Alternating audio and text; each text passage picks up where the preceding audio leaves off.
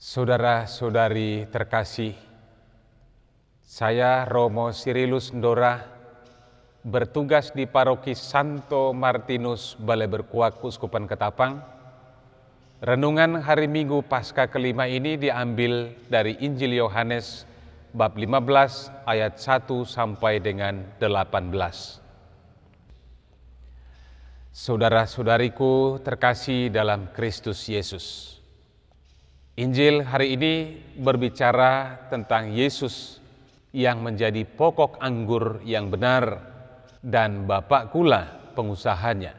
Setiap ranting padaku yang tidak berbuah dipotongnya, dan setiap ranting yang berbuah dibersihkannya supaya berbuah lebih banyak. Dari isi perikop Injil ini ada satu pertanyaan mendasar. Bagaimana kita bisa menghasilkan buah?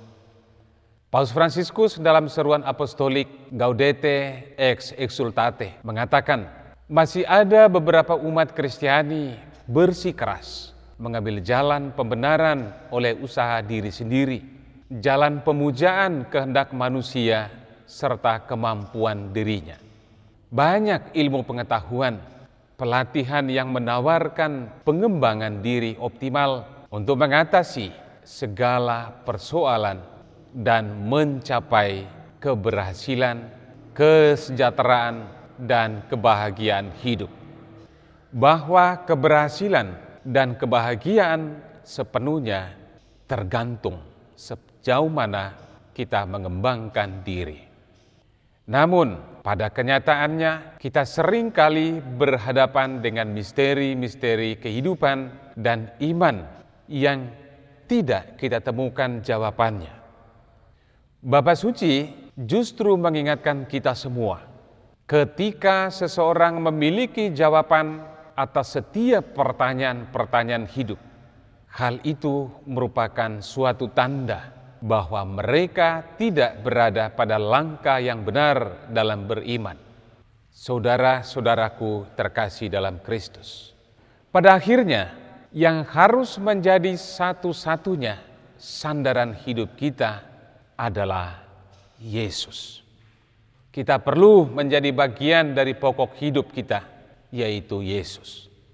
Akulah pokok anggur yang benar. Siapa yang tinggal di dalam aku dan aku di dalam dia, ia berbuah banyak.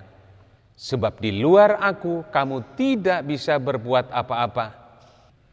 Kristuslah pokok anggur sejati dan kita adalah ranting-rantingnya.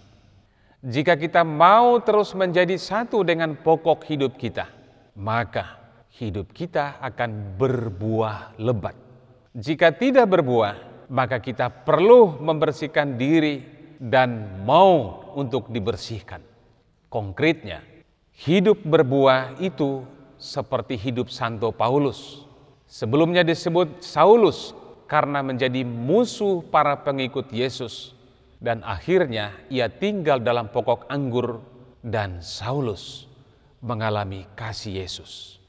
Buah yang dihasilkan adalah keberanian untuk mengajar dalam nama Tuhan, sehingga jemaat semakin hidup dalam keadaan damai dan takut akan Tuhan, serta jumlahnya juga semakin bertambah besar.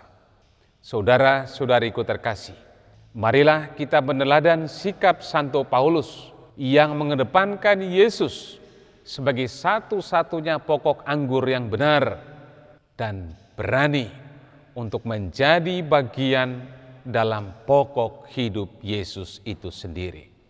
Semoga kita senantiasa semakin bersaudara, semakin beriman, dan semakin berbelas kasih. Tuhan memberkati kita.